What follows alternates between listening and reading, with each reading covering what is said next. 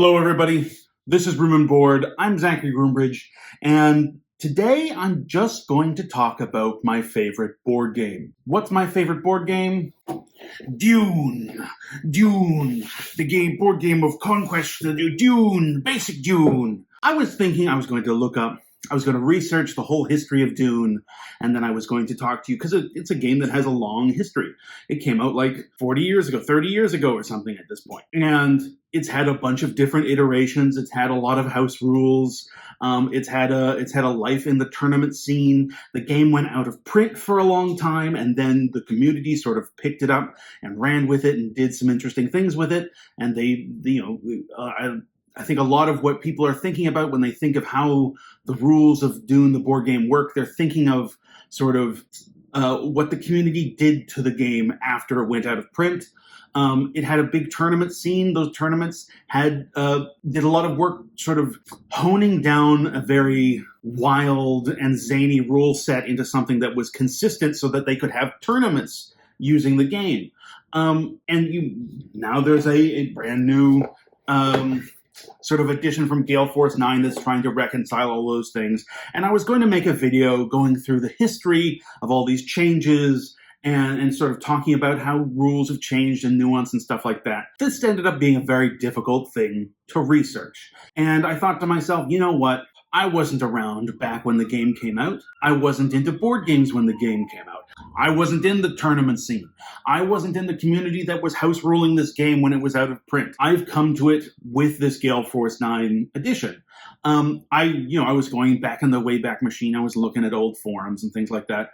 And I was making notes. I was reading anecdotes about the designers, and I trying to figure out what was apocryphal and what was not. And you know what?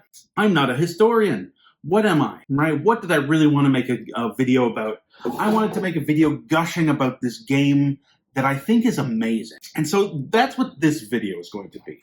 I'm going to tell you all the reasons I love Dune board game. And maybe at the end of this video, you think I'm a crazy person. Maybe at the end of this video, you think Dune is a cool board game and you're interested in it.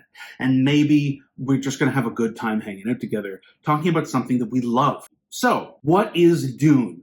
Dune is a 6-player, it's like a 2 to 6 player board game. It is an area control war game. And I like area control games quite a lot. What makes Dune so exciting, and it's my favorite thing about the game, is on the map of Dune, there are these 5 strongholds. And if you're playing this game, if you control 3 of those strongholds at the end of that round, you win the game. What does this mean? This means that when you're playing this game with only 5 strongholds on the board, every time someone makes a play towards one of these strongholds, everyone else who's playing the game is incentivized to try to stop them. Right? If I control these 2 strongholds, everyone else who I'm playing with, whether I'm playing with 3 people or 6 people or 5 people, everyone else who I'm playing the game with is incentivized to try to block me from winning the game. That means consolidating forces over on this side of the board to make sure that I can't get my 3rd. That means maybe attacking one of these strongholds. As soon as anyone's on the bubble in Dune, they are all of a sudden one against everybody else. I think this is just such a fun element to the game. Every other part of the game connects to this basic sort of tenet. There's 5 strongholds. If anyone controls 3 of them at the end of the round, they win. So when you're playing this game, and I think it plays best at 5 or 6, when someone is heading towards victory, it becomes a really interesting game of diplomacy. It's crabs in the bucket, the game. Crabs in the Bucket, there's that song, Crabs in the Bucket. But the idea behind that song is if you put a crab in a bucket, it'll crawl out of the bucket. You can't go fishing for crabs or collecting crabs and just put them in the bucket. They'll get out. But if you put 2 crabs in a bucket, then as soon as one crab starts to crawl out, the crab that's still in the bucket will pull that crab down. As long as you have at least 2 crabs, the bucket will never run out of crabs. No crabs will escape. That's this game. This sort of seems like a deadlock. You're playing with 6 players. Every time someone heads towards getting 3 strongholds and winning the game, the other 5 players are going to turn on that one player. That might sound horribly unfun. But it gets so much better than that, and we'll need to explain more rules as we go on. There's another way you can win the game, and that is by getting into an alliance. When you're into an alliance, you and your alliance partner can win together. But you need to control with your alliance partner 4 strongholds instead of 3. There are only 5 strongholds on this board. How are you going to ever control 4 strongholds? That seems even harder. Crabs in the bucket double. But once people start to get into alliances, then you're probably, if you're playing with 6 players, you're dealing with 3 2-player alliances. And all of a sudden, the math of that diplomacy gets much more fiddly. Here's the thing. Every spot on this board can only carry 2 factions. If I move into a spot and you move into a spot, no one else can move into that spot for the rest of the game. Well, for the rest of that turn, until one of us kills the other in a fight and then opens up the spot again for people to walk into. What that means is that you can block strongholds. So if I control this stronghold and someone walks into that stronghold with a single troop, well, now there's 2 people in that stronghold. No one else can move in there, right? So if you're playing this game and your friend Chris, let's assume Chris is over on this side, controls 2 strongholds and is going for his 3rd to win, I can move a single troop into one of Chris's strongholds and force everybody else to fight over the other 4 strongholds on the board, right? Right? You can block off space and to constrain this game space even more by getting into fights with people. I just love this sort of back and forth. So, hey, there's this really tight game fighting over the strongholds in Dune. I think that's really entertaining. You can block spots off by attacking them. You can force people into attacking parts of the board that maybe they don't want to attack by blocking off spots. You can get into alliances to be twice as powerful, but you do need to control almost the entire board in order to win in an alliance. You can choose not to enter an alliance in order to try to be more svelte and maneuverable and try to win with 3 strongholds. What I love most about this game is that when you get down to it, it's not an area control game.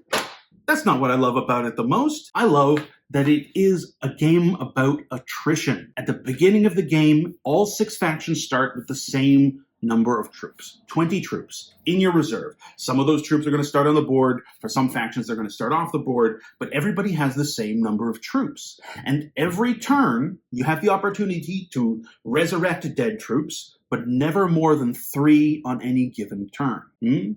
So, and when your troops die, they go to the Tleilaxu tanks, and in order to get them out of the Tleilaxu tanks, you need to resurrect them. And again, you can only resurrect 3 every turn, maximum. So, there are some exceptions, but 3 usually. Which means that as long as you are losing less than 3 troops every game round, you are not getting weaker because you can always buy those troops back. If you get an opponent to lose more than 3 troops, it's going to take an entire game round for them to get those troops back. If you can get someone to consistently lose 4 troops a turn around, right? You might not be gaining position on this board, this area control game, but if you can force battle and you can do a little bit more damage to your opponent than they're doing to you, then by the mid or end state of this game, you might be sitting there with 20 troops and everybody else sitting there with 10, with 7, with 11. And all of a sudden, the power is wildly different. Dune is a game about patience, and that's why I love it. Because you at the beginning of the game could drop 20 troops on a spot, and you could take it. You could be almost guaranteed to win that battle with 20 troops. Wow. But if you start throwing around big 20-troop blobs, then someone's going to attack you with one troop. And they're going to maybe do 2, 3, 4 damage to your big 20-stack army. And if that continues every round, it doesn't matter how big and dangerous your army was, everybody got to pick you apart a little bit, 1 peck at a time, using their 1 or 2 troop armies. That's what makes this game so cool. Hey, you remember how you can put 2 different troops into a spot and force people to attack a different spot? This is great, because you and me, maybe we both have maybe we're not doing the greatest in the game. We can move into each other's spots to start a fight. Only commit 1 or 2 troops to each other. We're not going to lose that much in the end game. But we've blocked spots, right? So no one else in the game can attack you or me with a big army, which means everybody else is going to have to fight, potentially losing more troops on the other territories in this game.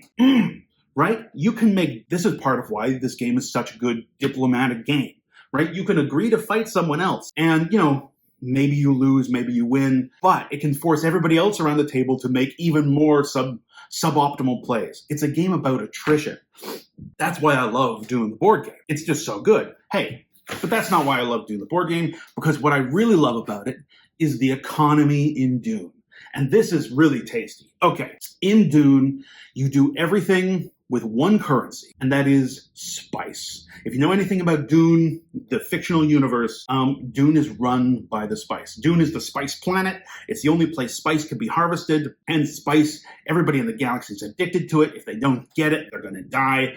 Things are made from spice. There's spiced coffee. There's institutions that are running in the universe of Dune, and they need spice to function. You need spice to make people into human computers. You need spice to be able to make truthsayers. You need spice to be able to travel across the galaxy. The universe of Dune is run on a unicommodity system.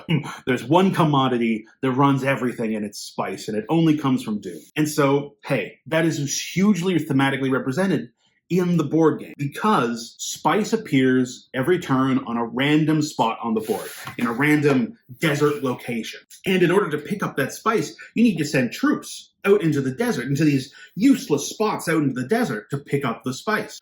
You don't have to send troops out there, but if you don't, you're not getting any money. And money is used in every single phase of the game. That all of a sudden makes this entire board so much more interesting, because there are only these 5 strongholds, right? You can ignore the rest of the board for trying to win the game. You're just fighting over these 5 strongholds. What's the rest of this board and this area control game about? It's about money. That's why they call it money. It's called spice, and it's the point of the game, right? So what do you use spice for? Well, you use spice. There's an auction phase of this game, which is my favorite part of the game, but we'll get to that later. You use spice in the auction phase of this game. It's a really big, important part of this game. If you do bad in the auction, you're going to do bad in the whole game, so you need spice to be able to bid. You need spice in order to put troops from your supply onto the board, right? If you're going to fight over any of these spots, you need spice. Okay, well, you're going to need spice to move guys on the board sometimes as well. When your troops die and they go into the reserves or into the Tleilaxu tanks, well, you're going to have to spend spice to get them out of the Tleilaxu tanks back into your supply. And then remember, you're going to have to pay spice to put them from your supply back onto the board. You're going to need spice to bribe each other in the game and to make deals. We'll get more of that later, because that's my favorite part of this game. And then also, you're going to need spice in the combat phase to make your troops really count for what really do their job. You need spice in every phase of this game. Having spice and not having spice will determine whether you win or lose in every phase of this game, and you can only get it by plundering the planet of spice. The economy in this game is so deliciously tight, because every phase you're going to be watching every other player in this game. You're playing in a 6-player game.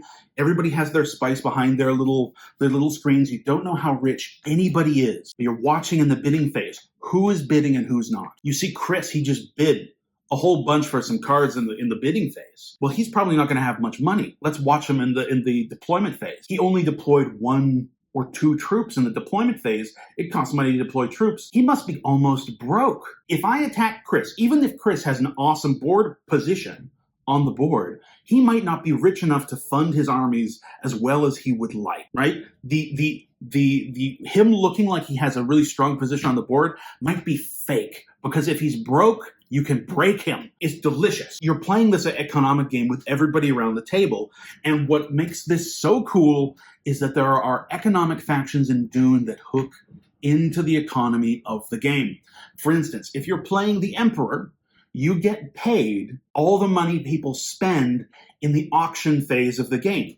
The Emperor is almost always going to be flush with cash if people are bidding willy-nilly in the bidding phase. There is the Spacing Guild, who gets paid every time someone pays to send troops to the board. That means that he's getting richer the more combat and the more aggressive players are being on the table. Put these different economic factions into this game, and all of a sudden you get a closed economy, right? People are spending money. That money is going to other players. Those players are spending that money. That's going to other players. it becomes really, really exciting. And if you're not an economic player, you have to suck the spice from the planet's surface. And this all ties into this being essentially a game of attrition. You might play some really suboptimal plays early game in order to secure some spice income. And by the end of the game, you might have money when everyone else doesn't. And that might get you the win. You might play a game that's really, really aggressive early, trying to take space. But if you're sloppy with the amount of spice you spend, sloppy with the number of troops you throw away, by the mid-game, you're going to be broke and have no forces on the map. Because this game is so much about attrition and about its economy, it really lends itself to diplomacy. Making deals around the table is so rewarding, and it's necessary, right? You can try to brute force your way through this game, and you might succeed, but there will come a point where your resources are tapped out. And every fight that you don't have to take, every situation where you don't have to spend every penny in your pocket in order to secure a victory is good for you. Here's what I love, and it's the thing I love the most about Dune.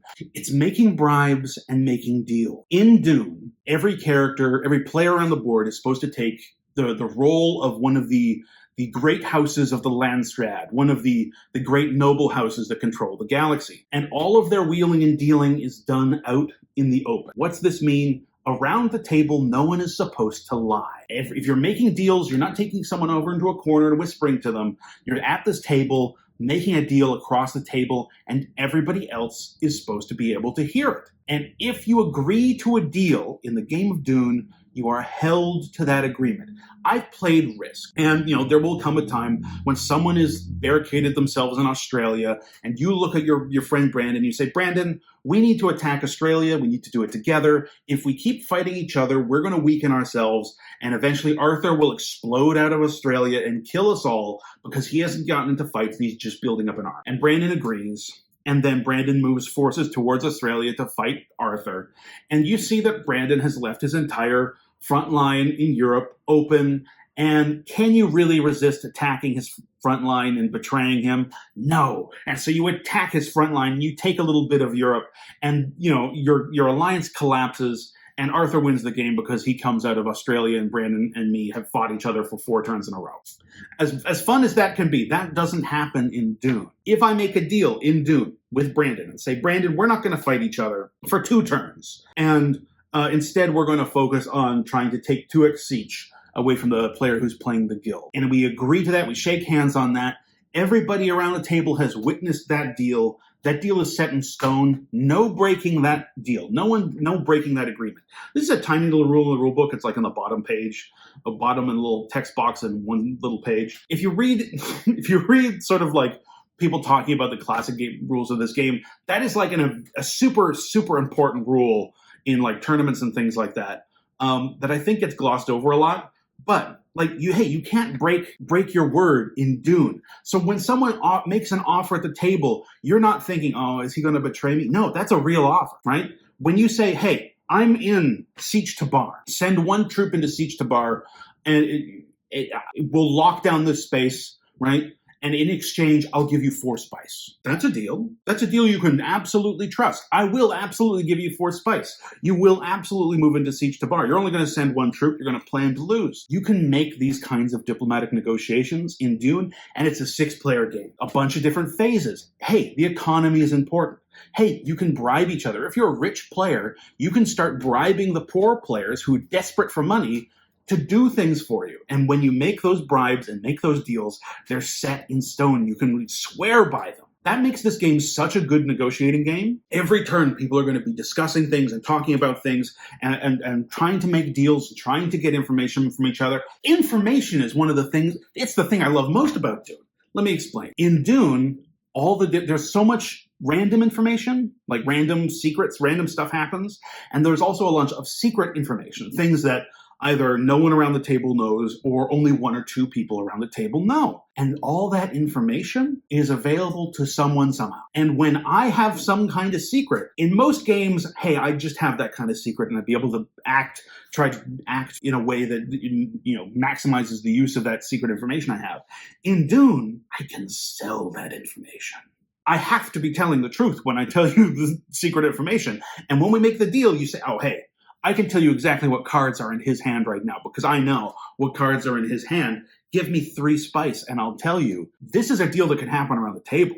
And it's a delicious little deal that could happen around the table. It happens all the time in Dune. And you want to and need to be interacting with making deals and the negotiation and the diplomatic aspect of this game because everybody is broke. And the game is about spice. So bribes are super important. And you really need to be making all these deals because it's a game about attrition. And if you can win a war with 2 promises, instead of losing 5 troops, you want to win the war with 2 promises. So fascinatingly good. But, that's not the thing I love the most about this game. Because what do I love the most about this game? I love the storm and the turn order. You're thinking, what's the storm? What's this turn order? Hey, there are all these spaces around the outside of the board. And hey, if I was playing, I'd put a little token representing me on the little circle closest to me. And what happens on the outside of this board? Well, a storm, a terrible, terrible Coriolis storm will sweep around the planet in the opposite direction to which I was pointing. And that storm will kill everything in the desert. Hey, you walk 20 troops out into the desert to pick up some spice. The storm swept by, killed all of them, right?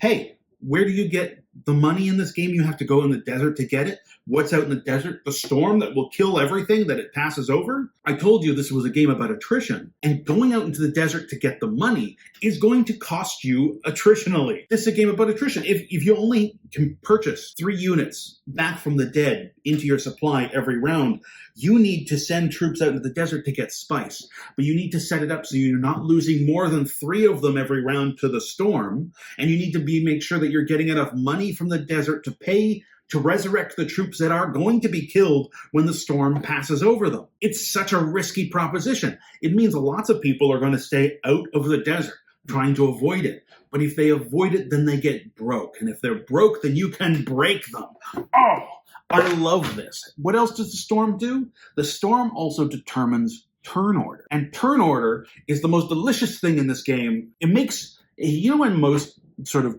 area control games, you have like a movement phase and everybody's moving around the board.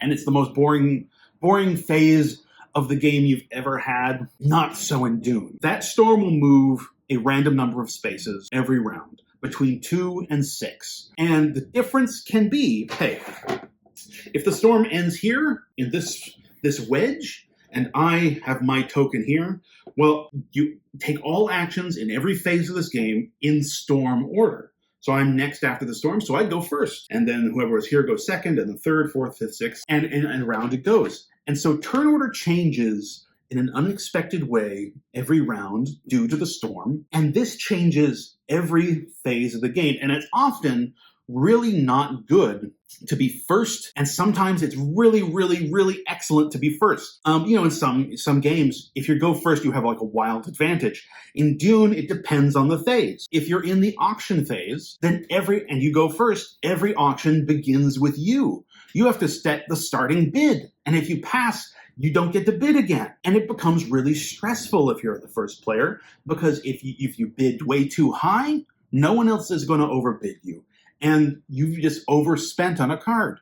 If you bid way too low, everybody's going to overbid you and you don't have a chance to bid again. Hey, that's super interesting. If you go last in the turn order in the bidding phase, all of a sudden you get to pick and choose the cheapest cards in the auction every round. It's so powerful. Hey, let's go to the shipping phase, where you ship troops to the board and move them around. All of a sudden, you get to this phase. And this really boring thing in most area control games, everybody's moving one troop, one space. You get to the movement phase, and all of a sudden, it becomes a crazy diplomatic discussion. Why? Because, hey, I'm going first, let's say. Chris, who's also playing this game, he controls 2 strongholds. So he just needs 1 stronghold in order to win. And we all look at the board and we see, hey, if I use my turn to move a troop into a spot, I can lock it down and prevent Chris from winning the game. I might not want to take that action. Chris, let's say he goes right after me in the turn order. So, hey, I am the only one who has an opportunity to block Chris from trying to go for victory this round. All of a sudden, I have something really valuable to the other 4 players at this table other than Chris. I can start asking for money. Hey, and maybe I'm taking a huge risk, right? Maybe it's really in my benefit to send a troop into that area to block Chris, because I don't want him to win the game this round. But if I think, hey, maybe there's only a slight chance he's going to win, maybe I try to wring some money out of other people. Hey, it's going to cost me 3 spice to drop troops into that spot. Is anyone going to sort of front me the 3 spice?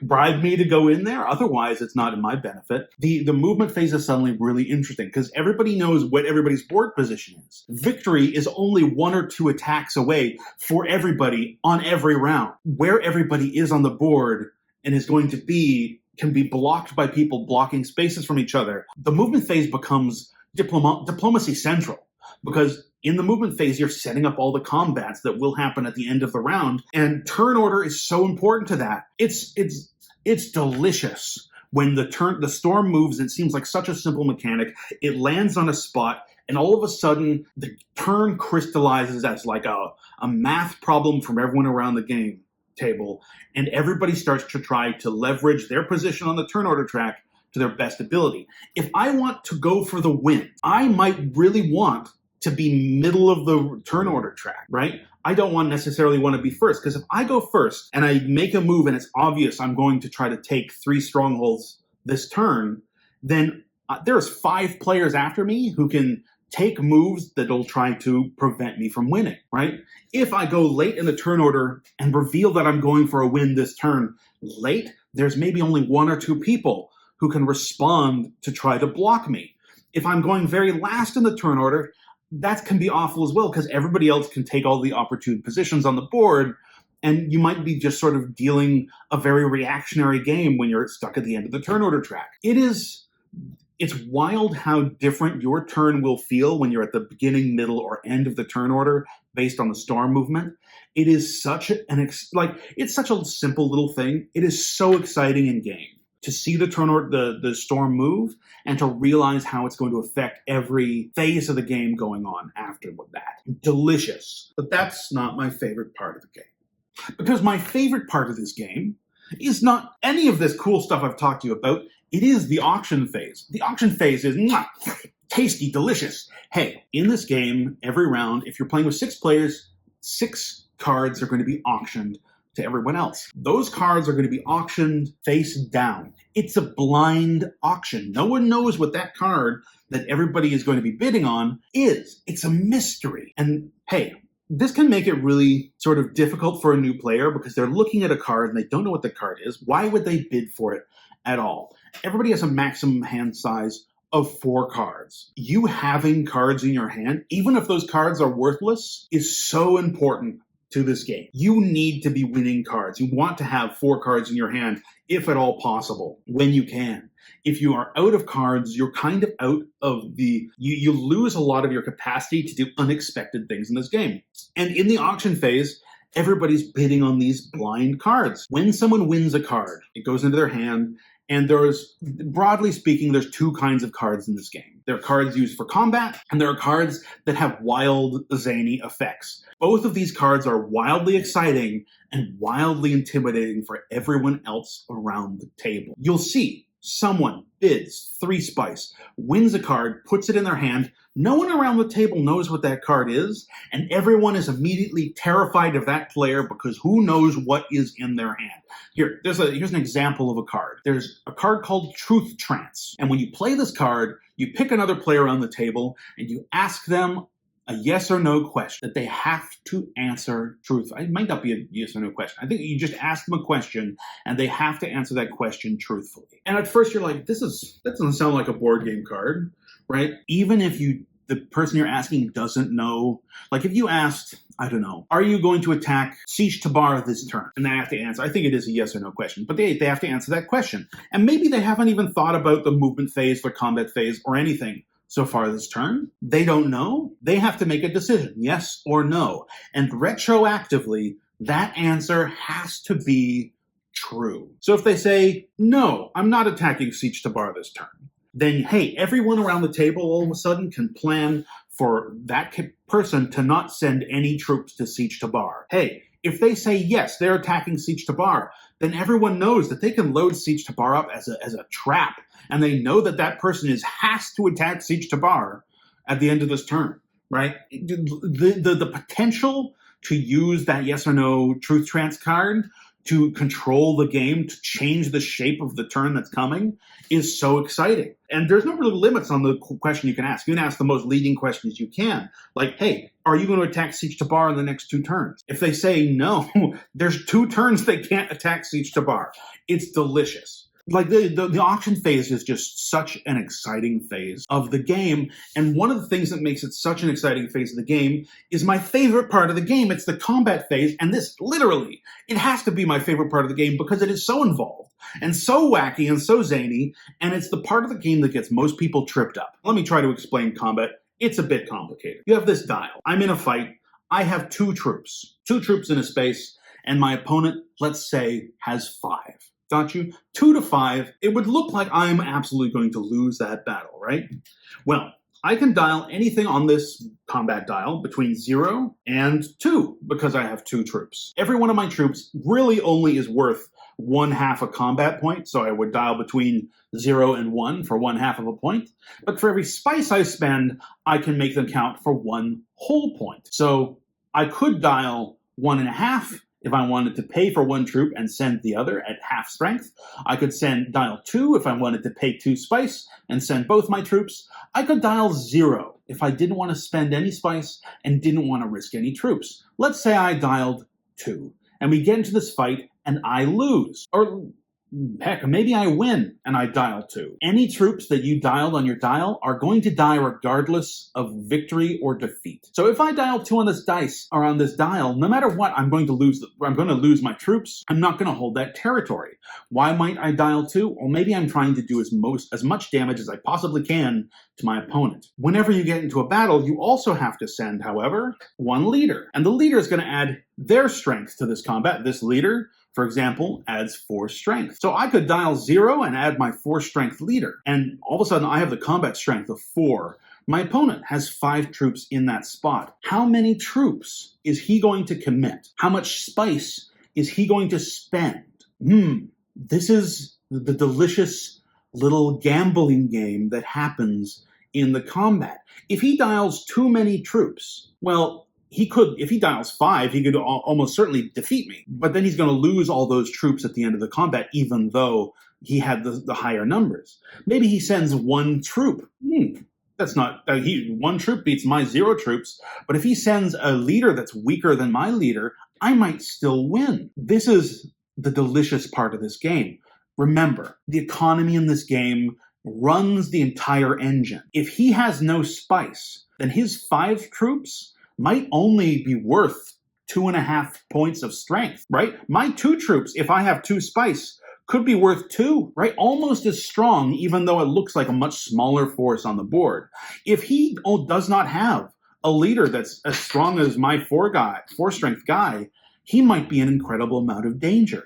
Remember, this is a game all about attrition, trying to whittle down the strength of your opponent. I sent 2 troops into a spot and my opponent had 5, and I might be the one that has the wild advantage, right? Even if I lose 2 troops, remember, you can resurrect 3 every turn. If I lose 2 troops, that's under my quota.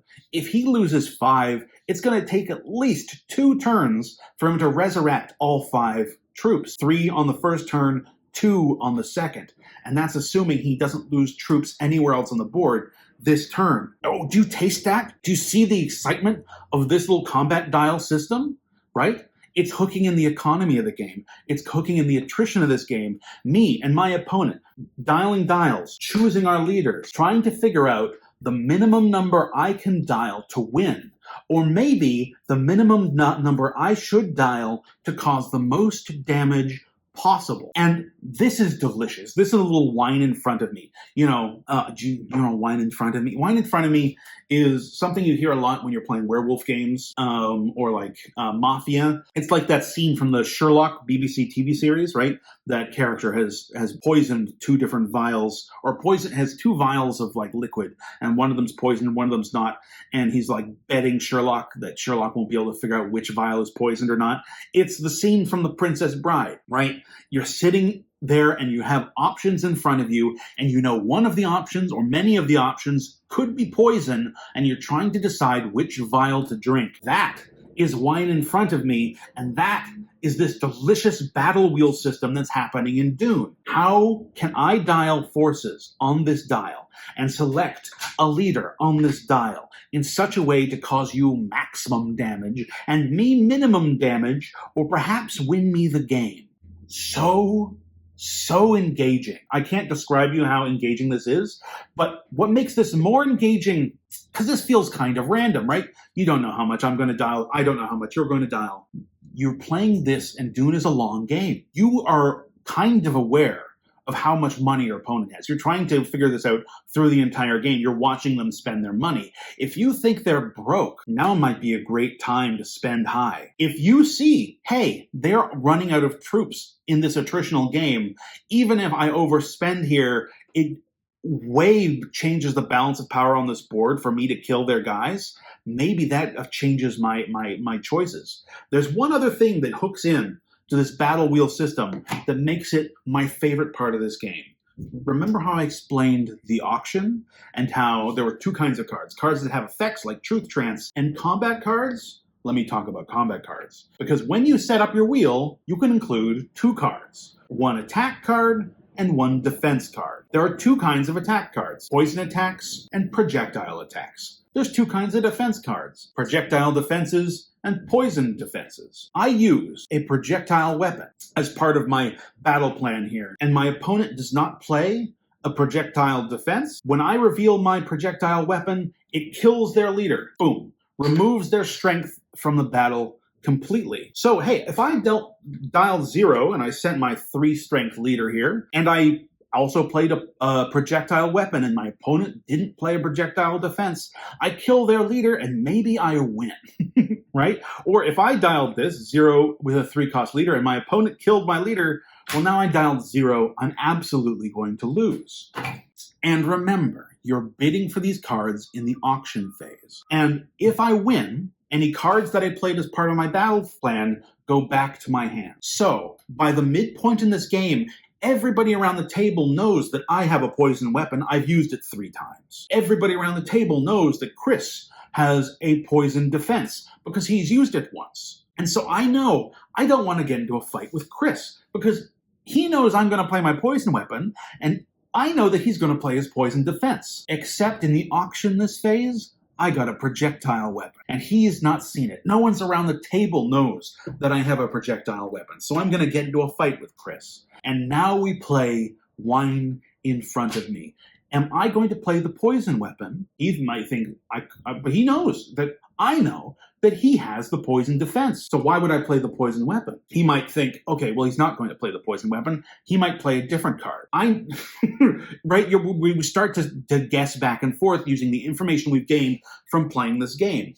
What does that mean? That also means that it really incentivizes players to get into small, meaningless battles. I want to attack John with a 1-troop army because I want to see what cards John has. He might not play any of those cards in battle, my loss. But if he does play, then everyone around this table knows that John has a poison attack or a defense or something like that. You're trying to squeeze all this information out of each other so that in the mid to late game, when I get into a battle with Chris, I know that I have the cards to beat him. I know that I have the money to beat him. I know I have the troops and the space to beat him. And by that point, we're not playing wine in front of me anymore.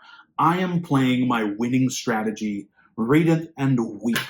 But that's not the thing I love most about this combat system in Dune. You can play cards from your hand as bluffs, because everybody can see, hey, I've got my thing and I'm going to add a card to my wheel. That's not secret that you've added a card. Everyone knows that I have a poison weapon, and everyone sees that I've added a card. Everyone's assuming I'm playing a poison weapon. The only way that you can discard cards in this game, remember your hand size is only 4, is if you play them in a battle. So I could reveal my battle plan. I've played 2 cards. They're both worthless, nothing cards. But everybody around the table, my opponent also thought that I was playing an attack and a defense, right?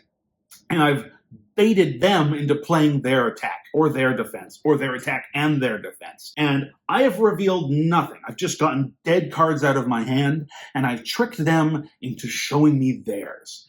Mwah! Delicious. And even if I win that combat, then they have to discard those cards. And if I lose that combat, that doesn't matter because 6 people around this table now knows what's in their hand. And that's going to inform every combat from now on. Hey, like sometimes you get into combat in an area control game and everybody's chucking dice or what have you, and really everybody kind of zones out, right? Because everybody, like exactly who's going to win which combats is not information that's vital to everybody. In Dune, the battle information is vital. How much money did Chris just spend in that battle? How many troops did he just lose? Which cards did he reveal to everybody? He didn't play a card, but everybody knows he doesn't have any defenses. If Chris didn't play any attacks, when we all know that John doesn't have any defenses, then that means that Chris mustn't have any attacks or weapons. It's, right? You're locked in watching other people fight in Dune. Delicious. And that brings me to, I know I keep doing this bit, but this is literally, actually, fully, truthfully, honestly, from the heart, my favorite part of this game, the different factions. Because this game has different faction powers. All the factions in Dune, none of them have really zany, crazy abilities, but between the 6 in the main box and the 6 expansion factions, there's not a single rule in the rulebook, and there's maybe 1 or 2 rules in the rulebook that aren't outright broken or bent. And it makes this game so exciting because every faction is overpowered and breaks this game in such an interesting way without breaking the game. There are games that have faction abilities that are kind of zany. They're about how zany the faction ability is. Like I'm thinking Cosmic Encounter. I never really liked Cosmic Encounter, but I love Dune because all of these factions, especially the base 6 factions, they hook into all these other systems I've described in the most delightful way. Hey, here's Atreides. If you're playing Atreides, you start on the board, which is an important thing. You start with a really strong board position. And Atreides is the only faction in this game that is allowed to keep notes. If you're playing Atreides, you have a little notebook, and you are the only one around the table who can write notes. You can write, hey, if you see someone play a card in the combat phase, you can write it down. Hey, you can see paying attention. If you're counting the money someone's spending or taking in, you can write it down. Atreides is like this little bookkeeper with a perfect memory. And hey, you might think that that's not super powerful. It is shockingly powerful, especially if you're playing Dune for like 5 hours and you're on round like 9 of 10, and everybody has forgotten what happened way back in round 4, and Atreides is just sitting there with perfect knowledge at this point of what is in everybody's hands. So interesting and so powerful. Makes them terrifying to fight. Why also is Atreides so cool? They get, in the auction phase, you know how that card is auctioned face down, no one knows what it is? Atreides gets to look at every card before it's auctioned. That's so cool. He knows what card everybody has bought from the auction, knows what cards are going into everybody's hand. They can write all that information down. And do you know what that means? That means Atreides can sell that information. And hey, I've seen people play Atreides and they've tried to immediately sell that information, right? Like, hey, give me 2 spice, I'll tell you what card's up for auction. No one's going to do that because that's not the optimum point. The point where you want to sell that information as Atreides is right before the battle, right? You see that Dave and Colin are about to get into a smackdown fight over the fate of Tuek Sietch, and that's when Atreides comes in like a little cherub on someone's shoulder, like a little devil whispering in the ash of a campfire. Do you want to know all the cards in their hand? Do you want to know how much money I think they have? Pay me 5 spice now, and I'll open the gates of mystery and reveal all secrets to you right now. It's delectable, right? The other thing that makes Atreides so cool is they get to see, so in the books, Paul Atreides can see the future a little bit. And, I just had a lasagna in the oven. I've been leaving it for this entire recording. I gotta go pull it out. Oh, that's fine. Oh, yeah. In the books, Paul Atreides is able to see the future at a certain point in the books. And so when you get into a battle with the Atreides faction, they get to ask you a question about your battle plan, the number you're dialing, the cards you're playing. And you have to answer that one question truthfully. And that means that whenever you're getting into a fight with Atreides, you're kind of playing it open-handed. They know everything about what you're about to do, and you have to beat them anyway. They're terrifying to play against, almost break the game. But you know who really breaks the game? The Spacing Guild. Because the Spacing Guild get paid every time anyone sends troops down to the surface of Dune. This means that over the course of the game, they become filthy rich. And they also start with their forces completely off the board. That might seem like a weakness. It's a crazy strength. Have you ever heard of the concept of a fleet in being? This is a thing from World War I and II. Basically, the cost of battleships and cruisers back in World War I and II was enormous. It would take like a big country might only have a handful of battleships. They cost so much, and they took years to build. So at the start of World War I and II, no countries wanted to risk their battleships or their cruisers in open combat, because if they lost them, there was no way to be able to rebuild them before the end of the war. If you lost them, you couldn't use them as a threat anymore, and your opponents would just use their battleships and fleets willy-nilly. And so this concept of a fleet in being became a thing. A massive fleet in dock, safe, unattacked, and unused, because it was more useful tactically and militarily as a threat in dock than as an actual active fleet on the ocean, because the risk was too big. When you're playing the Spacing Guild, you're kind of using that sort of logic. You have a fleet in being. You have 20 troops up in space, and you can drop them for a discount anywhere on the board on any turn. And because you're the Spacing Guild, you're the only faction that can take troops from the board up back into space and into your supplies. This means that the Spacing Guild becomes this sort of horrifying threat, right? If anyone's about to go for victory, the Spacing Guild shows up and can stop it, right? This means that the Spacing Guild has some trouble holding positions on the board if they're playing optimally, but they also have a special win condition. If no one has won the game by the end of the game, the Spacing Guild wins. And so they're rich with a huge army that they can throw around to stall out the game, and when the game stalls out, they win. It's broken, right? If you're ever in a position where the Spacing Guild has gotten the upper hand and they're stomping the board and shutting it down, it feels awful. And it feels great to be the Spacing Guild. And it feels great to be all the other players around the game trying to maneuver around the strength of the Spacing Guild.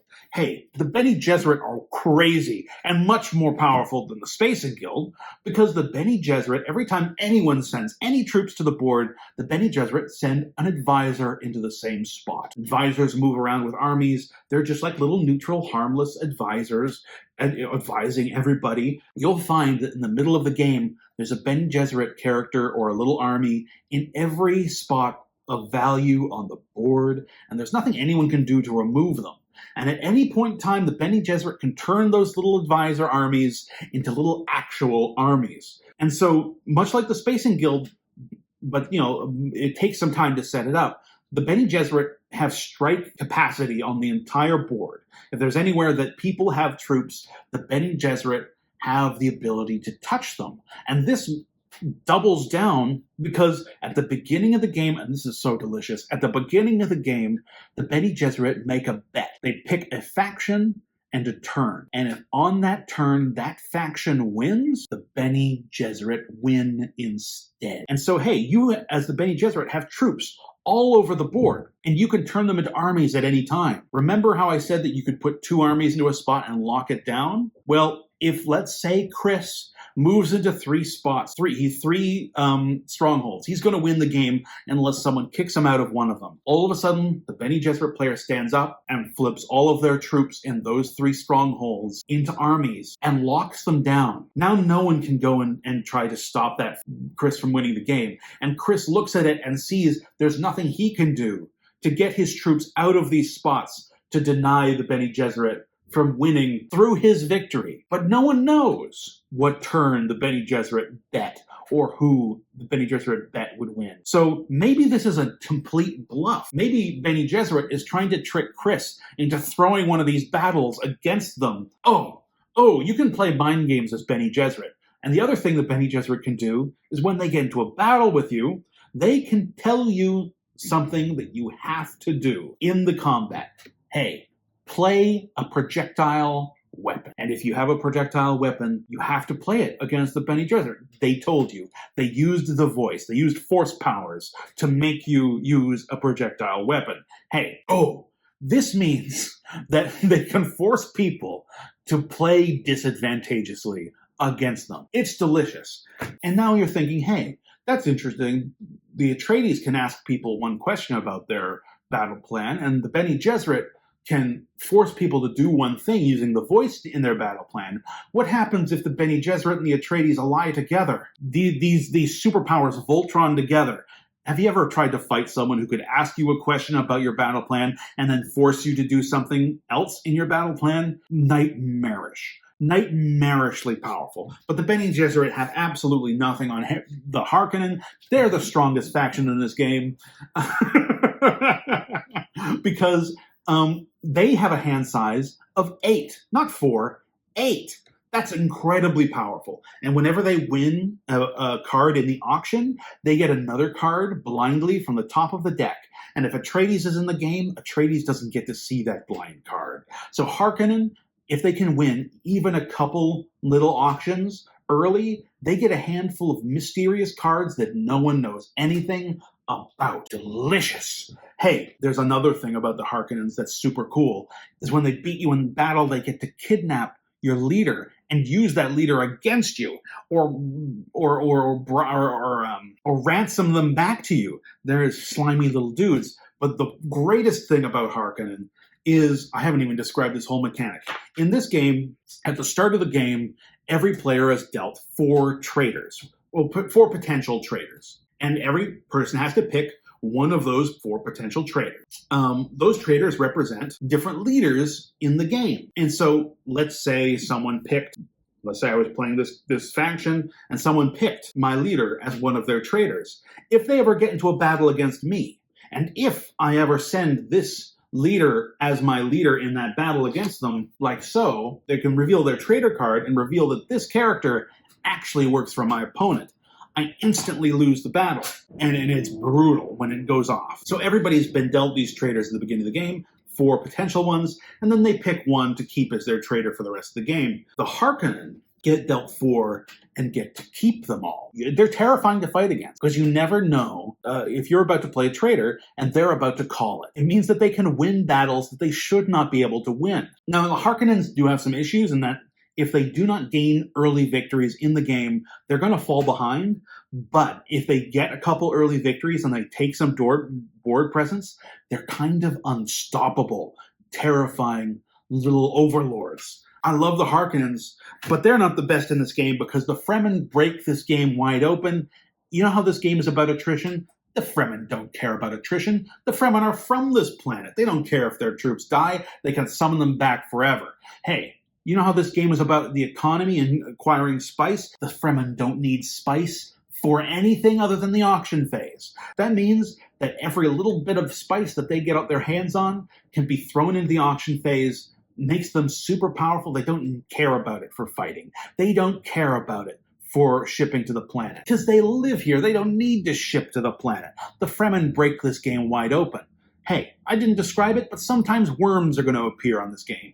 On this game board, giant sandworms. And they'll kill everything in the spot where the sandworm appears. But not if the Fremen are there. The Fremen hop on that sandworm and ride into any spot on this board. It makes them the most mobile faction in this game, even more mobile than the Spacing Guild, and the Spacing Guild's whole thing was mobility. They break this game. The only downside is they all have to filter into the board from the other side of the planet. So there's going to be trails of Fremen walking across the desert for the entire game until they start to claim some real territory. So good, right? They changed the whole flow of the game when Fremen are there.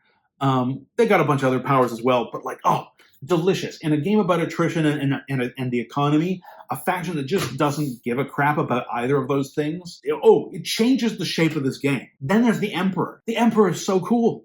They get paid.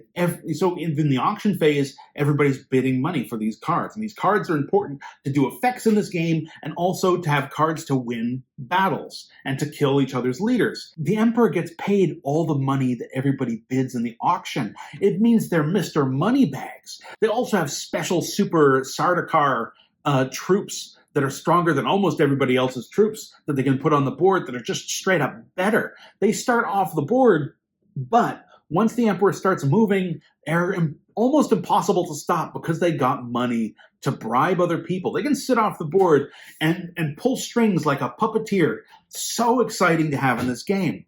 When you have all 6 of these factions played by players who know how all these systems work, bouncing off each other, this becomes... Dune is electric, right? Everybody's paying attention to everything. Every move is criticized. Every round and phase opens up a new period of discussion.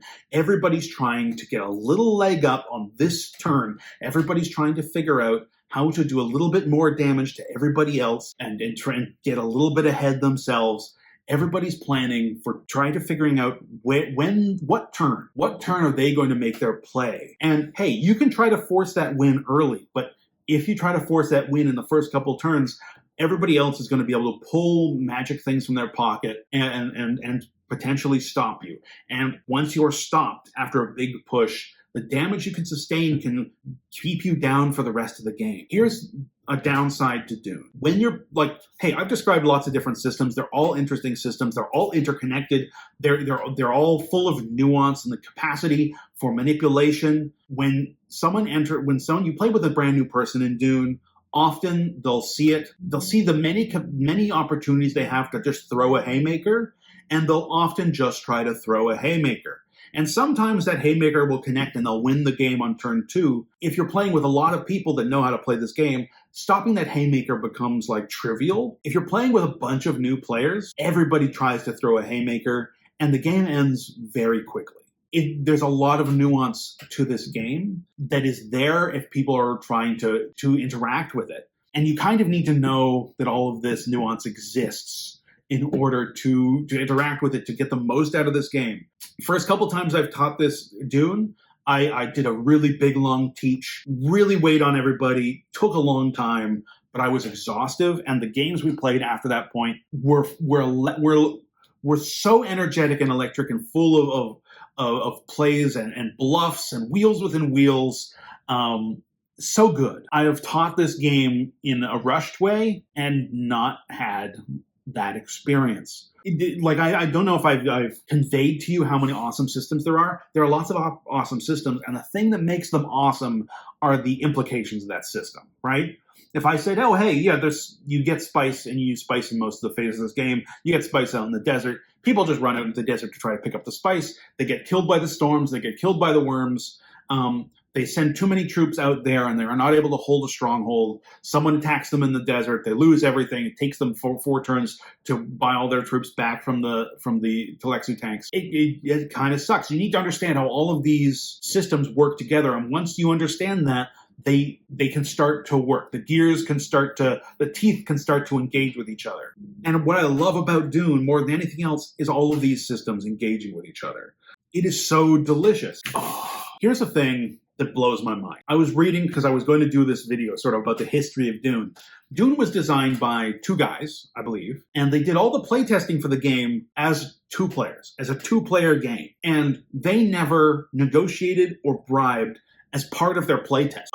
This story might be apocryphal, but I've seen it in 3 different places. Dune is a game that, in my mind, you need 5 or 6 people to play it, because it works best at that player count. That's when all these systems shine the most. That's when all the interactions between different players can really start to come out. That's when all of the sort of strengths and weaknesses of all these different factions with differing powers can really start to engage with each other. You can have people push back against the Emperor with his wads of cash when you have the Fremen in the game. You can push back against Atreides' ability to see through what everybody's doing when you have Harkonnen to punch them in the nuts. It blows my mind that this game was designed by 2 people. And it blows my mind that this game, which I think is the best diplomacy game that encourages diplomacy around the table, was playtested by people who never negotiated a single time. It makes me feel like this whole game and all of these systems that are a part of it are a wonderful accident, right? I don't know how intentional this beautiful economic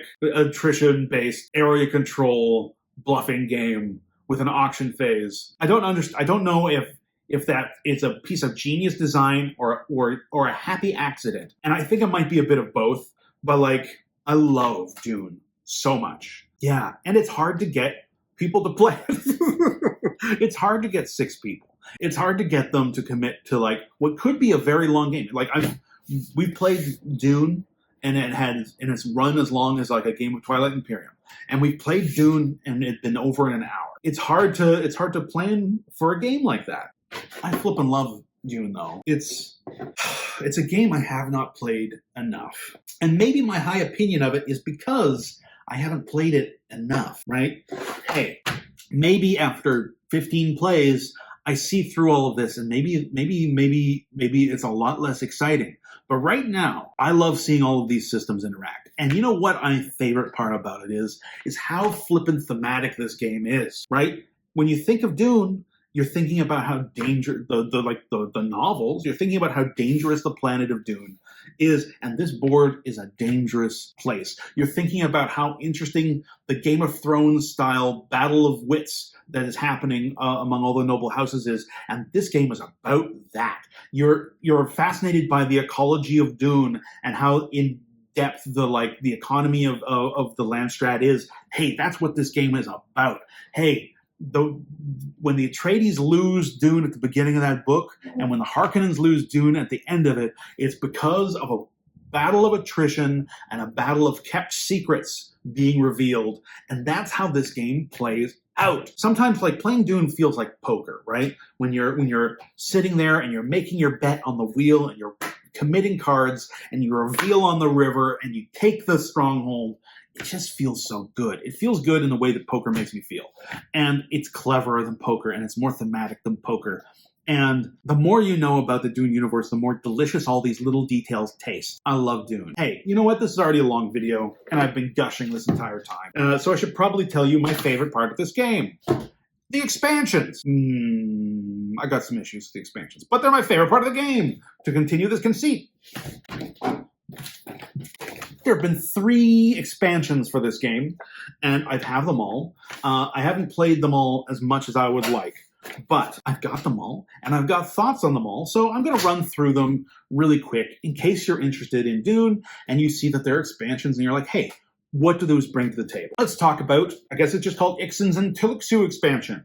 So all of these expansions, all of them, are going to add 2 new factions to Dune, and they're going to add a couple little modules to the game that shake up the way it plays. All of those modules are optional, and most of them I think are bad. But all the factions are quite interesting. So let's talk about Ixians and Tleilaxu. It adds 2 new factions. It adds Ix, which are like the mechanist manufacturing house in the fiction, and you add the Tleilaxu, who are like the gene smiths who make clones and golas and things like that. Cool. Let's talk about Ix. I think both of these factions are super interesting.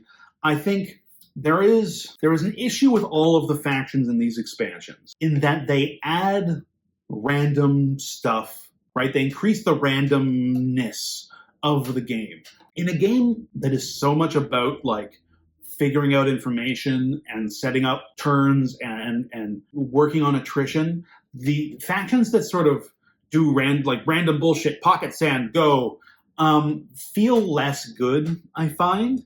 I think something that can be really interesting is people who've played Dune for a very long time are able to count cards and figure out a lot of the mysteries of the game very quickly.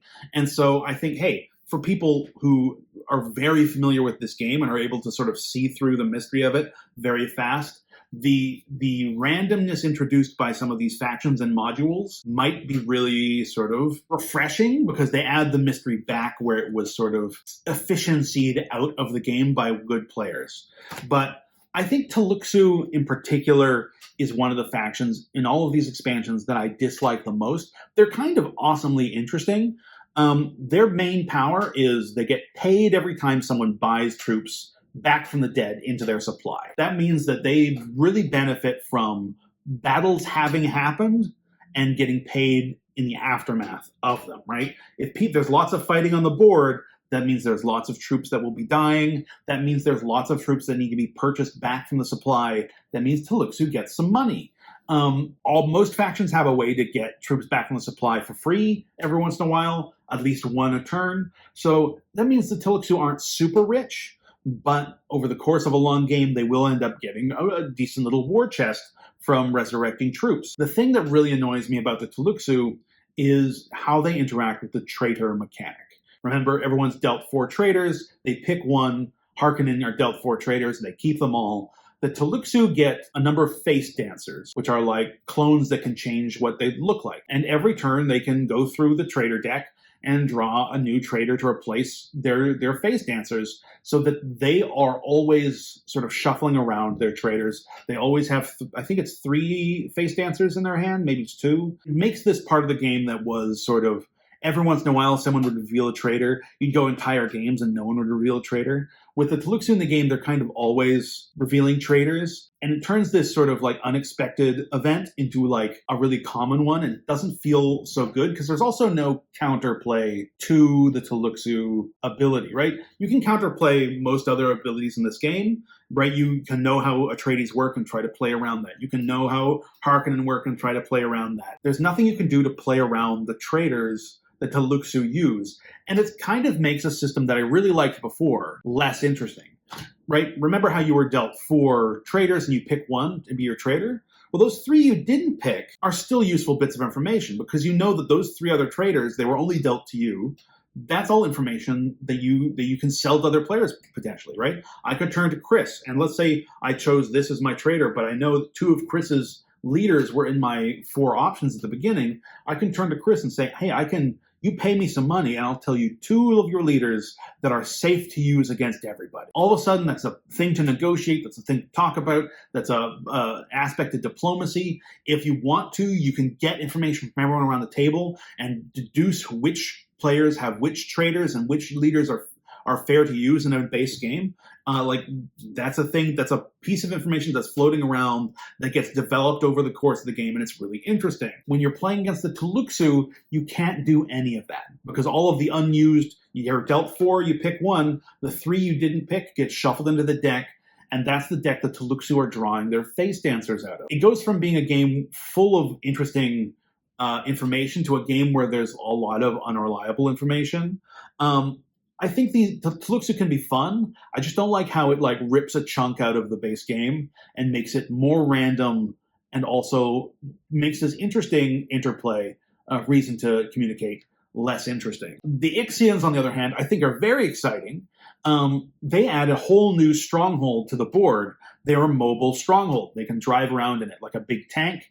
They can use it to like drive like a Trojan horse, drive their troops up to another stronghold and attack from their mobile stronghold into that other one. They can also drive it out into the desert to keep it safe from everyone else. And they can also drive it around to pick up spice. It's a really flexible, really interesting aspect to the game. And having just another stronghold on the board, going from 5 to 6 strongholds, really sort of changes the whole strategy of the game in a really interesting way. I really like the Ixians. They also interact with the auction system in this game quite a bit, and in a way that I think kind of steps on the toes of the Atreides. But I also think the Ixians are a great faction if you're teaching the game to other people, because one of the Ixians' biggest powers is they get to look at all cards as they enter the game, but not look at them before they're auctioned, right? So that means that they'll always know what 6 cards are in the auction, but they'll never know who's purchased which card. That means that if you're teaching this game, you can explain the rules for cards that are entering into the game without sort of needing to know what cards are in everybody's hand, right? Without giving that information away. So Ixian, I think, is quite fun. I think Tleilaxu is potentially less interesting. I think Tleilaxu is interesting to play with if you are experienced with the game. I don't like how it sort of rips out a chunk of the deduction part of base Dune, but I think it's fun to be able to reveal traitors, and Tleilaxu get to do that all the time. And hey, it's nice to have another economic faction beside the Empire and the Spacing Guild. The other 2 little modules that are added in this expansion are tech tokens, which basically they're little tokens that get added to the game. Players start with them. Whenever you beat a player, you take their tech token. And if you ever have all 3 tech tokens, together they count as a stronghold. So again, adding in with the Ixians, it's a way to sort of bust open the game a little bit, make it easier to win the game. People go back and forth on tech tokens. On the one hand, tech tokens speed up the game. It's a lot easier to win. You're going to win a lot earlier in the game. On the downside is so much of Dune is about this attritional gameplay, this setting up board position, this working on the economics, this trying to figure out what's in everybody's hands. Once you are accelerating the game with tech tokens and potentially accelerating it again by adding the Ixian stronghold to the board, all of a sudden that attritional aspect goes out the window a little bit. That trying to figure out what's in everybody's hand goes out the window a little bit. That sort of slow, methodical economic play goes out the window, and all of a sudden it becomes much more sort of beneficial to start throwing haymakers, right? And if you start getting used to throwing haymakers in Dune, you're going to miss out on all the great subtle intricacies, I think, that the system has. I do think that the tech tokens are really interesting, especially if you want to, the potential for the game to end early and also change the reasoning. You're going to go for some fights. You're going to take fights with tech tokens in the game that aren't over the strongholds and aren't over spice. I think it does make the game interesting.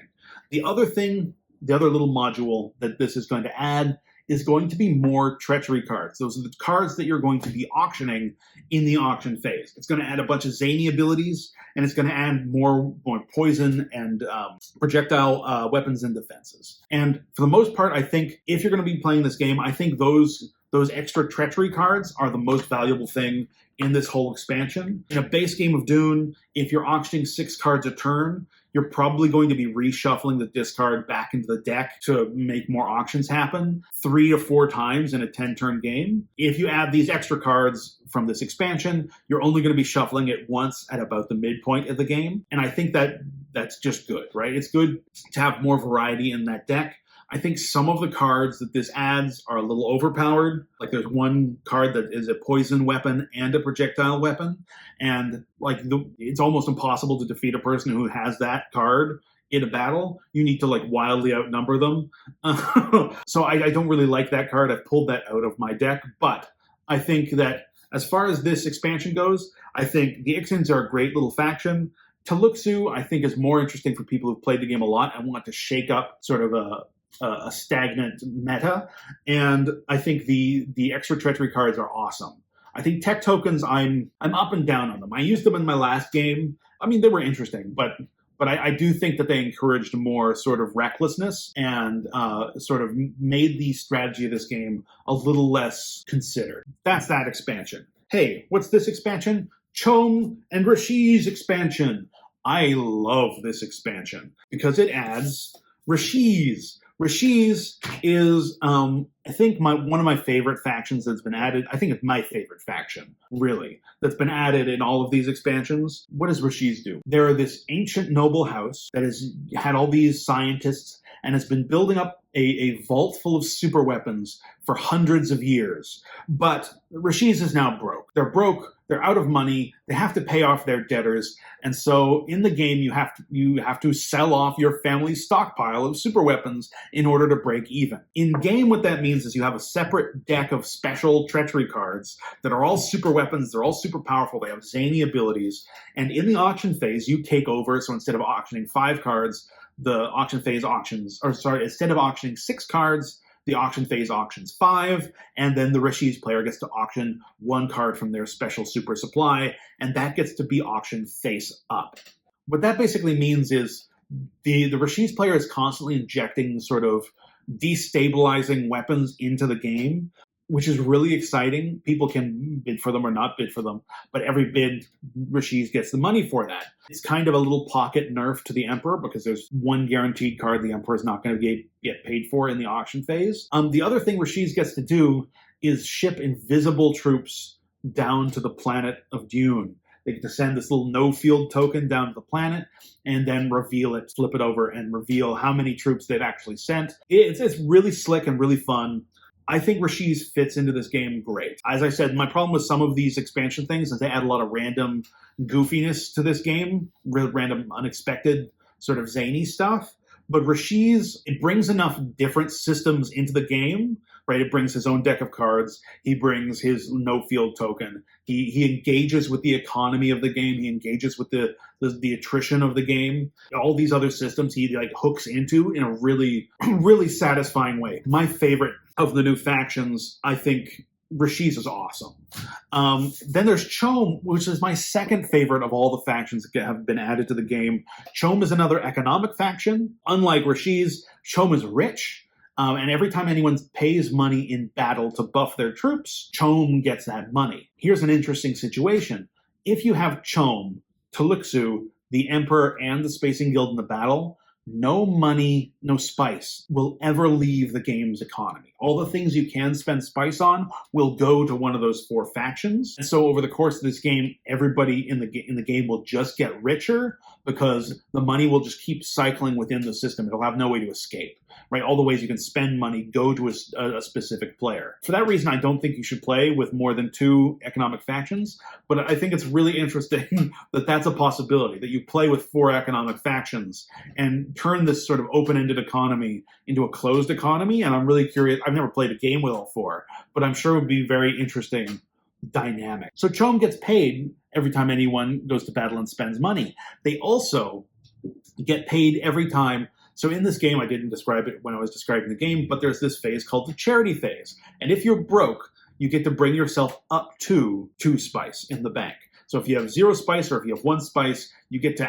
bring yourself up to 2 spice. That's called the charity phase. Choam pays everybody the charity from their own bank account. And if no one needs to collect charity, Choam collects their charity for them. So if everybody in the game is rich, Choam just gets richer because they get to eat all of their charity bucks. And if everyone in the game is poor, then Choam has to pay out all of their charity and doesn't make money in the charity phase. I think this is super interesting. They also have this token that allows them to control inflation in the game's economy, which is like, hey, I love that this hooks into the economic system of this game so well. And also one of their leaders is this little weak leader. I think they have 1 strength. Their leader is an auditor, a Choam auditor, a tax auditor. And when you fight against Choam and they use the auditor as their leader, they get to audit your hand of cards. They get to look at a card from your hand. And you don't have to show them your hand, but you have to bribe the auditor. Choam is delightful to add to the game. It's just so fun. Choam and Richese, great additions to the game. On the other hand, the 2 modules in this expansion, I think, are the worst. The first one is they add stronghold abilities. What are stronghold abilities? Basically a card for every stronghold on the board that gives the owner of that stronghold a special ability. And mostly that hooks into the combat system of the game. I think the combat system in Dune is already sort of full of mechanics already, and it didn't need the strongholds to also affect combat. And the other thing I kind of don't like about that stronghold system is in base game, in base Dune, there's 2 cities, Arrakeen and Carthag. And if you control Arrakeen and Carthag, then you control the airports. And that means that your troops move an extra space on the board, right? So instead of moving 1 space, I believe they can move 2 spaces on the board if you control Arrakeen or Carthag. So like there's this in-game effect for controlling Arrakeen and Carthag that affects different phases of the game. I think that's super cool. What I was hoping with the stronghold bonus cards in this game, on this expansion, would be that it adds some kind of special effect to the other 3 strongholds in this game so they all do something in a phase of this game. Maybe one gives you more troop replenishment, or one lets you ship to the planet for cheaper, or one lets you collect spice better on the planet or something like that.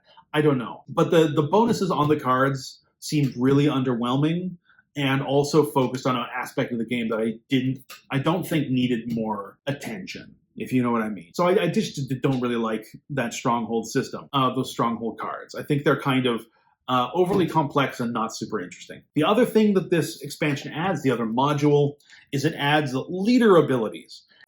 I just don't like leader abilities. Basically, you pick one of every faction starts with 5 leaders. If you use the leader ability module, you pick one of your leaders and you draw a random leader ability from the deck of leader abilities and give it to that leader that you've chosen. When that leader is in battle, it'll have an effect, a special effect according to his leader card. And when it's not in battle, it has an effect on all your other leaders when they go into battle or when they do things. I think it's kind of interesting. It kind of gives, in a roundabout way, all these asymmetrical factions, it gives them all sort of a new random extra rule every game if you use the leader abilities. I think that my general feeling about the leader abilities in this module is it adds more complications to this game than it adds sort of opportunities, if you know what I mean, right? Sort of adding the weight of all of these different random abilities and how finicky they are to like activate and use is less exciting than if it was just a deck, instead of being attached to leaders, if it gave all the factions like an extra bonus little special ability, right? I think that would have been more interesting than the leader abilities we got, because I think they're a little too fiddly, and I don't care for them. I don't think I'm ever going to use them. So this is kind of tough. My two favorite factions in all the expansions and my two most disliked modules. And the last expansion for Dune, we have Ecaz and Moritani. These are two really interesting factions. So in sort of the story of Dune, Ecaz are like the noble swordsman diplomats that everybody trusts. Everybody hires a swordsman of Ecaz to join their noble house to be their like bodyguard or what have you. And Moritani are these like skullduggerous, backstabbing sneaks. And in the sort of greater fiction of Dune, their noble houses had a horrible rivalry. They hated each other, but then the heads of both houses married each other, and so they're sort of like, hey, what if in Game of Thrones, House Stark, Ned Stark, married Cersei Lannister, and that the Lannisters and the Starks were stuck together in an unhappy alliance, right? And it's kind of fun. Kaz is all about making alliances and being a really valuable alliance partner and getting sort of little mini versions of the bonus of all the other factions by making alliances and getting ambassadors from their houses. It's really fun and interesting. And Moritani gets to lay booby traps and terror weapons around the board. And when you walk into a spot with one of their booby traps, they give you an ultimatum. Hey, either this booby trap is going to go off, and it could be a nuclear weapon, it could be a poison trap, it could be all kinds of nasty things that they can do, or if you don't want it to go off, you can break your alliance and immediately ally with the Moritani. And so that puts them in a really interesting spot where this is a faction everybody wants to be in an alliance with, and this is a faction that everyone gets blackmailed into getting into an alliance with. Both of them are kind of interesting. You kind of want both of them. I think if you were going to play with one of them, you want both of them in your game. And the fun thing is they also have the strongest leader in the game. I think he's 8 strength leader, but the problem is it's the person that married into both houses. Both factions have a way to gain control of that leader, and if they're both in the game, they're going to be constantly stealing control of that leader from each other to use them in their battles. I think it's really, really entertaining. I like both of these. I do think that they are the most complicated two factions, and Moritani specifically, I think, has a little too much juice. Not only do they have terror weapons, not only are they able to create and break alliances outside of the normal turn order, they also have a way to manipulate traitors and activate traitors almost as often as the Tleilaxu can. And I think all of this stuff just kind of really makes Moritani sort of oppressively powerful if everybody else in the game isn't sort of on top of how to play around them.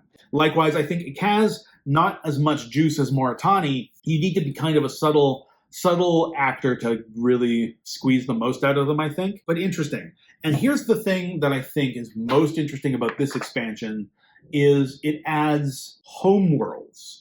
And homeworlds is a complicated bag of worms. Basically, every faction gets a homeworld, and the homeworld is where your troops will sit when they're in the supply. And while you have a certain number of troops in your supply, you will get a bonus special faction ability. And this is really exciting. So as you send troops from your supply down to Dune, there's going to be a break point. And when you hit that break point, you lose that extra special ability, and you flip over your little homeworld card, and you get usually a negative ability of some kind. I think the homeworlds are kind of fascinating part of module for this game, because it essentially gives a positive and a negative special ability to all of the factions, because all the factions have their own special homeworld, and it kind of feels like it was a balance pass, if you know what I mean. A lot of the original factions get a lot more exciting stuff on their homeworld cards than the new factions. A lot of the new factions get a lot of sort of ways to interact with the old factions on their homeworlds. It feels like, hey, it's a balance pass to bring all these factions together in a more uniform situation, and I really like it. The other thing that the homeworlds add is an ability to invade each other's homeworlds. So instead of shipping troops from my homeworld to Dune, I can ship my troops from my homeworld to someone else's homeworld and try to attack it.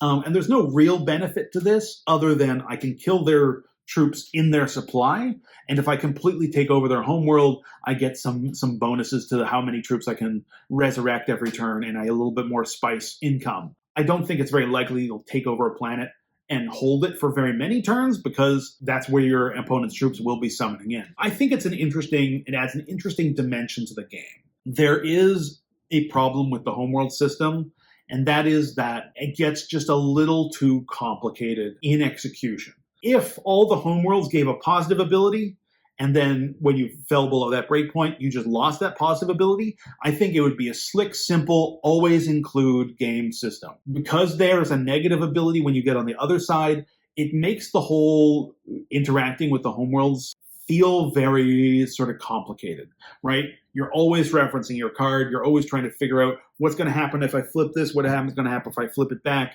It's kind of annoying. And at first I was like, well, what if I just used the benefit on the one side of the card, right?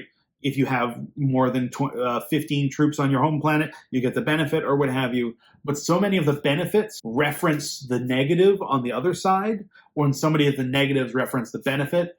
I just think that they're a little bit more complicated than I would like, right? They're not as elegant as I wish that they were. They're a little fiddly. If they were a little bit more streamlined, I would say the homeworlds were an always include in Dune. But because they're a little tangled, I don't think they're an always include. And I really want to always include the homeworlds in Dune because I think it's such an exciting idea, and I really like the kind of balance pass that it gives to all of these factions. But yeah, my general review is really like the homeworlds. Quite like these two factions. There was one other module in here. What is it? The other module in here, I think, is an always include, and it's called Nexus cards. So throughout this game, there's going to become turns that are Nexus turns. And on a Nexus turn, players can form alliances. I can ally with my friend. I can break an alliance that I have and ally with someone else. That's called the Nexus phase. Sometimes you're going to be in a situation where, let's say you're playing a 5-player game, where 2 people or 4 people have allied together and made 2 alliances, and you're the odd man out, and you wanted to be an alliance, but you didn't get to be, right? What the Nexus cards do in this expansion is they give the person, if other people have gone into an alliance, gives the person, someone who isn't going into alliance, a one-time use special ability. And often that special ability isn't super strong, but sometimes it's very useful. And so it gives a little bonus to a person who isn't getting into an alliance when other people are. And I think it gives a little bit of a motivation to, if you wanted to not go into the alliance and go for that single person or solo player victory while other players are going for an alliance victory, I think the Nexus cards are just enough honey on the bun to make you reach for it and give it a go. Because remember, if you're a solo player or if you're alone and you're playing this game, you win when you can control 3 strongholds. If you're playing in an alliance, you and your alliance partner together need to control 4 strongholds. So hey, if you think I can nab 3 strongholds this turn, I don't want to get into an alliance, it could behoove you to take a Nexus card instead. I really like Nexus cards. I think, again, like all of these expansions, all the modules in them, I like all of the ideas of the modules that they add. I think that there's sort of an overriding, a lean towards being random or a lean towards being overcomplicated that make me hesitate to add them to the game. I wish that a lot of these modules were a little bit more straightforward, because then I think a bunch of them would be like no-brainer adds. The Nexus cards, for example, are just a little complicated. Instead of just having a bonus on the card that you'll use, it has 3 different bonuses. They are activated in different circumstances, which I will not bother to explain to you right now. But I wish the cards were just a little bit more straightforward, right? Anyway, those are the 3 expansions. I think they're pretty good. I'm glad that I have them. I like all of the factions that they add. I think the factions are the reason you're grabbing. I think you probably definitely want to grab the extra treachery cards from the first expansion, I think you might really, really want to grab the Homeworlds module from the last expansion, the Ecaz and Moritani one. And I don't think any of the expansions in the Choam and Richese expansion, or modules in this expansion, are worth your time, but it's got the best 2 factions in them. Man, I've been talking for a long time, but I'm going to talk a little bit longer. Hey, what is a game like if you add all 6 of the expansion factions? Not so good, right? I think all of these expansion factions are fantastic to add a little flavor into Dune. Using all of them causes a big problem to happen. So all factions in Dune have a starting spot on the board, right? Atreides starts in Arrakeen. Harkonnen starts in Carthage. Fremen starts able to get into, I think, Tuic Siege. There's this sort of like board state that you always start with, sort of balanced. Everybody sort of has a clear claim on a couple strongholds, and then there's 1 or 2 strongholds that are left open, that there's always an early game scrum over. Because all of the other factions in the standard classic factions have a starting position, a lot of these factions start off the board or out in the desert. So if you play with all 6 of them, or even just 4 of them, or even just 3 of them, what ends up happening is all of the strongholds are free game on turn 1, and all of a sudden everybody just blitzes for them. And in that blitz for those strongholds in the early game, you can get a winner on turn 1 or 2, right? And not because someone had a great plan, but because everybody's trying to rush to claim territory that's unclaimed.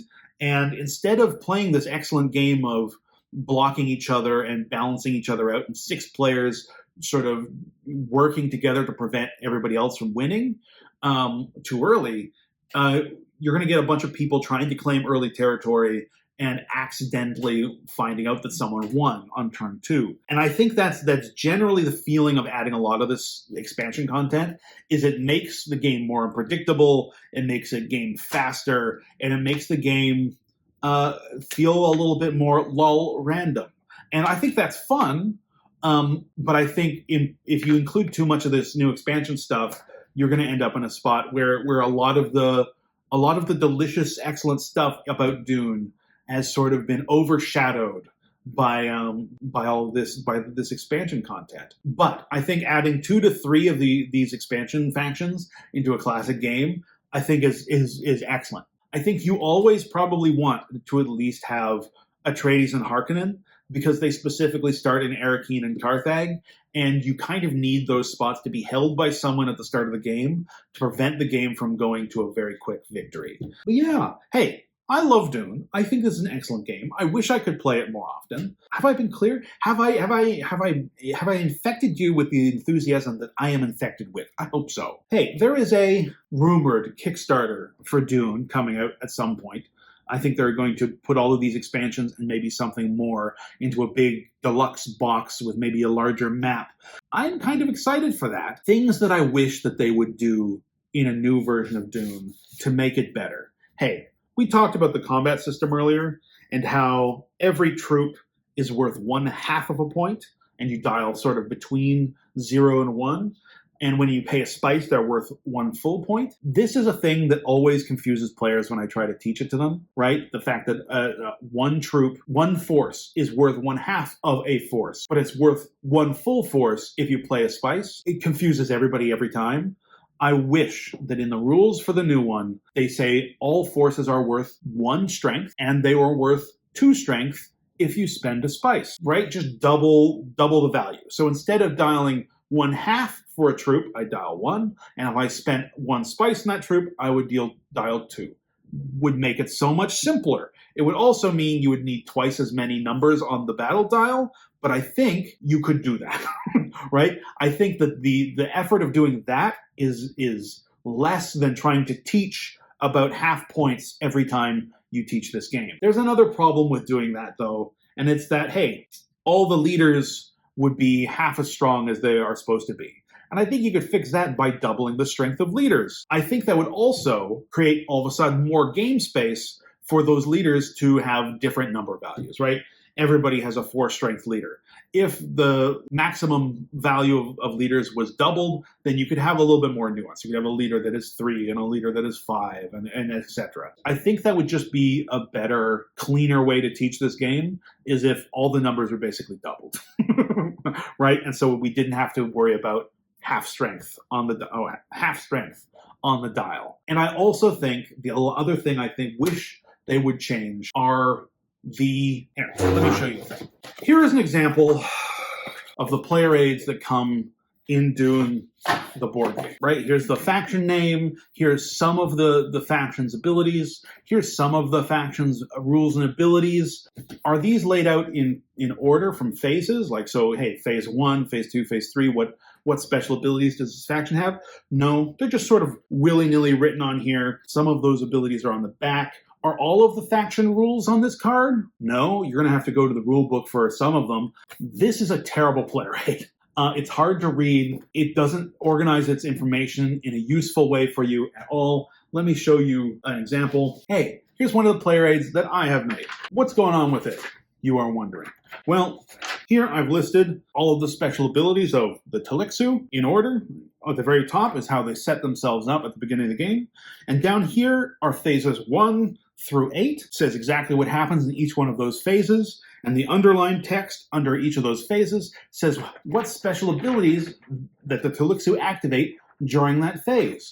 So I hand this to a player, and they both know everything their faction can do without having to check the rulebook, and everything that they do in every phase of the game, and everything that they specifically can do that other players can't in the phases of the game on one piece of paper. These little handout sheets are useless, right? I leave them in this box because they are useless. I think I maybe got a misprinting or something because I didn't get player aids for the classic factions in the classic box, but I got player aids for the expansion ones. But I've looked up since, and there were supposed to be player aids for these ones in the classic box. So I don't know what's happened there. But I think that these player aids are bad. They're not useful in play. I think they're bad. And if they're going to do a reprinting at Kickstarter, make a good player aid, right? I've seen people playing Dune at conventions before. You know what they always have in front of them? They have a homemade printed player aid on paper. Sometimes a couple pieces of paper, because the player aids in this box suck. Before anyone goes and tries to deluxify the components or sell me minis for Dune, someone make an excellent player aid and sell that as the deluxe thing. Because more than anything, especially when you're teaching Dune to other players, you want a good player aid. A good player aid, good rule book will make a game sell better than any other. I'm going long on this video, but I'm talking about a game I love. Hey, here's another thing to talk about, and then we'll wrap it up.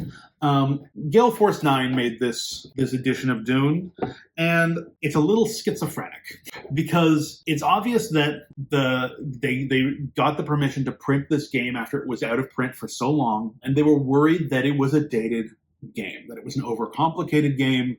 And so when they made the rule book, and they made this game, they were trying to modernize the rules a lot. There's a basic version of this game in this rulebook, in this box, and then there's an advanced version of this game in this box. The advanced version is great. It's good. There are some little fiddly rule things that I've house ruled to change to make it more like it has been sort of traditionally in the past, like people have house ruled it in the past. But for the most part, I'm just playing the advanced rules in this game. The advanced rules are great. The basic version of this game, I think, is boring. It cuts out a lot of the special faction powers. It cuts out a lot of the nuance of a lot of these phases of this game. Something that's probably hurt this game in the long run is people getting this box, learning and playing the basic version of this game, because I think it's not so good. I think it's not so interesting. Something that's hurt this game is people trying to pick this game up and learn the advanced rules from the rulebook, because the rulebook is built for you to teach you the basic game and not to teach you the advanced game, right? It feels reading the rule book like whoever wrote the rule book was a little bit ashamed of the advanced rules. If you go to look for how to play Dune on the YouTube or whatever, you're going to find Gale Force 9 put out how to plays for the basic game, not the advanced game. And I think that's a little tough, right? I've spoken to people who have gotten this game and who are really nonplussed about it. And I'm not sure if it's nonplus because they played the basic version, nonplus because they tried to learn the advanced version from a rulebook that favors the basic version, or nonplus because they were expecting the classic version of this game that has been, played and house ruled at tournaments and things for a couple of decades now, and got this version of the game instead. Which is to say, hey, if they're going to do a Kickstarter deluxe edition, I wish they would make this game of one mind. It's complicated and fiddly enough without having to add the complication and fiddliness of figuring out which rules apply to which version of this game when. Yeah, and if you're out there and you're interested in this game and you pick it up, here's my advice. Spend the extra time to figure out the advanced version of this game and take some time to really figure out how to teach it to your group. Because a good teach of Dune is the difference between it being your favorite game ever and it being a sad waste of time. It's a bit of a dated game. I think all the things that make it dated make it interesting to me. I think their attempt to modernize it in the basic version ripped out its soul. I mean, board games are fun anyway, so I'm sure the basic version can be enjoyable. But it just does not interest me. Those are my thoughts. This was Dune. Have I sounded like a crazy person? I hope so. Man, beware the stone at my hand. How's it go? Beware the stone in my hand and forget the knife. Wait, watch the stone in my hand, miss the knife at your throat? Forget it. Wheels with Dune. You know what? Play Dune. You know what? Subscribe to Chris's account if you're interested in board games, and specifically if you like Kickstarter stuff. Chris doesn't tell people to subscribe to his YouTube enough. I'm telling you now. Like and comment. Hey, if Chris has ever done a video on anything that you like, go over there and give it a like and a comment. Just give him a little boost. Lift him into the sky. He deserves it. He does so much work, and he gets ashamed when people say that he needs upvotes. So upvote him and share him with your friends or something. I don't know. That's Zach. This is Dune. It was wonderful to spend time with you and just gush. My favorite part of Dune, speaking to you. What was that? I don't know. Ciao.